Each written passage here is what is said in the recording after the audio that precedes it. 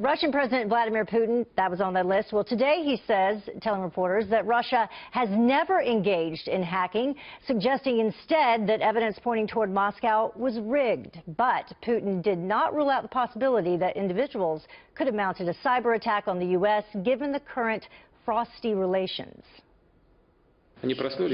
They wake up in the morning today, read that something is going on in international relations.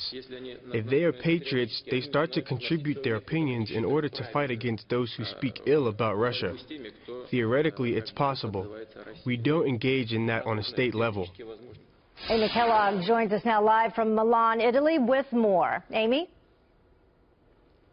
Hi, Heather. Well, that wording really does recall a recent Kremlin statement that it wasn't sending any troops to fight in eastern Ukraine, but it couldn't prevent volunteers from going there on their own to struggle against, to fight against perceived injustices there. So, again, today Putin again denied that he dispatched or managed any hackers, but he also said that hackers, no matter how good, how active, how clever, would not ultimately be able to influence the results of an election because the public is simply too smart to be hoodwinked.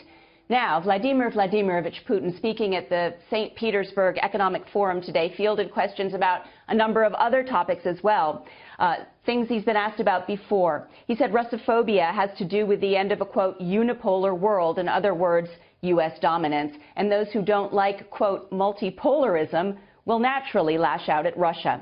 President Putin repeated his fierce opposition to NATO expansion into Eastern Europe, Russia's western borders, but then raised a new issue, that reaction to North Korea's saber-rattling is also becoming a thorn in Russia's side. A very serious and alarming process is happening. Elements of anti-missile systems appear on Alaska and South Korea.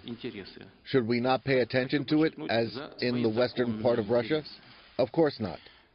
We are thinking about how to respond to those challenges. This is a challenge for us.